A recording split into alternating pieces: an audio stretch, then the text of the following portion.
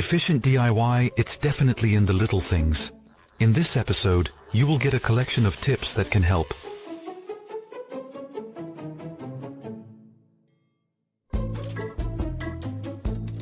With a leftover piece of wood, you have a sanding block with which you can sand smoothly. The issue is that your sandpaper can shift, but we have a solution for that. Find a suitable piece of scrap wood and a fine slat. Draw the width of your slat on your scrap block. Now make a recess. You can do this easily with the back saw and chisel, but it's just as easy with your miter saw. Then adjust the depth stop correctly. Always saw a line out of the wood and move your wood millimeter by millimeter, ensuring precision and accuracy. When you're done, cut a piece of sandpaper to size and wrap it around your block, making sure it fits snugly and securely.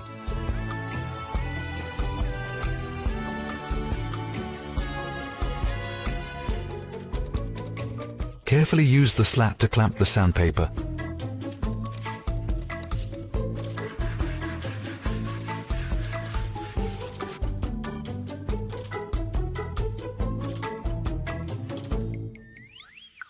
A sanding block is less convenient for round pieces, but we have another solution for that.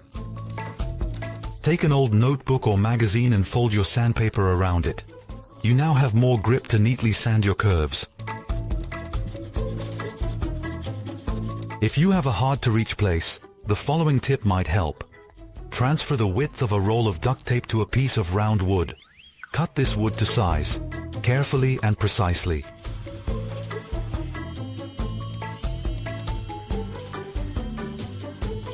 Stick a strip of tape on the back of a sheet of sandpaper to reinforce it.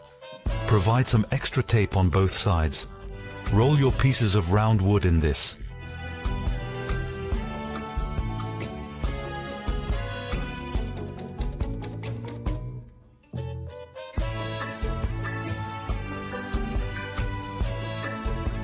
Cut your sandpaper to size. Now you can easily and quickly get started.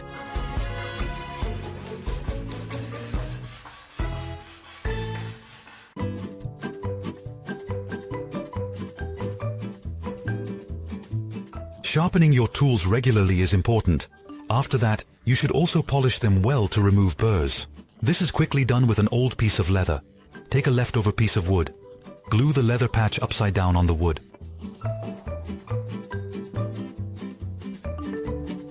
Once the glue is dry, trim the edges of the leather with a very sharp knife. After sharpening, you can quickly remove the burrs from your tools with some polishing paste on the leather. Remove your polishing paste and your chisel is sharp again. To keep them sharp, it's better to protect them in your toolbox. For this, take old work gloves and cut off the fingers. Put these around your chisel. This way, your edge stays sharp. If you store your tools in an unheated place, also add some packets of silica gel or a few sticks of chalk. This way, you can prevent them from rusting.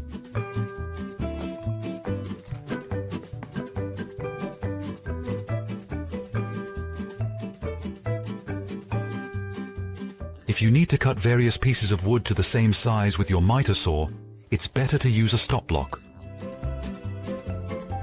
If the guide of your table is too short, extend it with a wooden slat.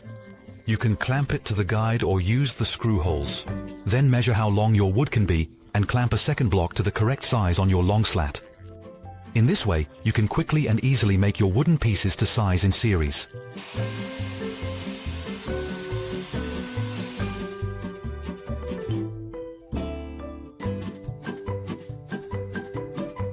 There are several ways to draw circles, and we have shown quite a few on Dobbit. For example, you can easily draw a circle with a nail and a string. A slat with a notch can also serve in the same way.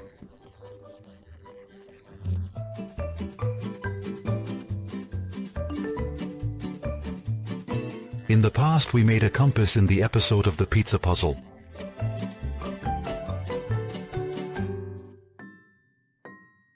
But you can also do it with the tools in your toolbox. Got a clamp? Quickly put a nail or screw at the center of your circle. Hook your clamp over the screw and put your pencil in the other leg of your clamp. Now turn around to easily draw a circle. You can do the same with a wrench or even a combination wrench. Put a nail in the middle. Hook a key of the right length over it and put your pencil in the opening on the other side. Now turn around and draw a circle in this way.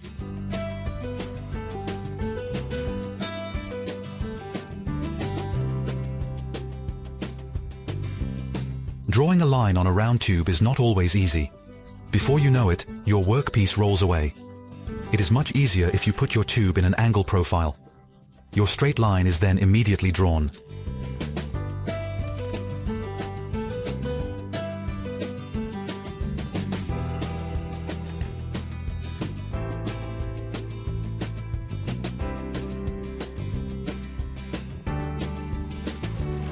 Shortening such an angle profile is not so easy, by the way.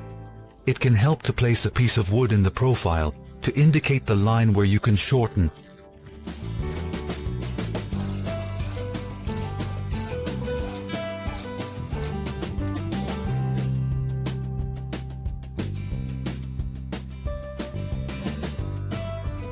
It can actually happen that the thread of your screw no longer has grip and you can no longer unscrew a screw. There is a really simple solution for this. Screw a second screw just next to your spinning screw. Do this in a corner towards the screw until you are just against it. Your thread can now find grip and will unscrew like this.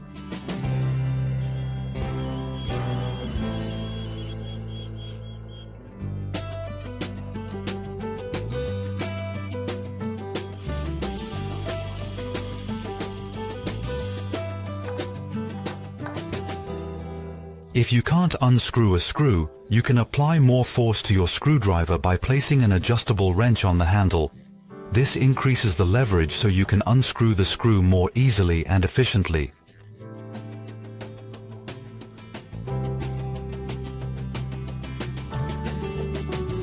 Hopefully these tips will help you a bit further with your chores. Do you also have nice tips? Then definitely send them to zelfgedan.at.be.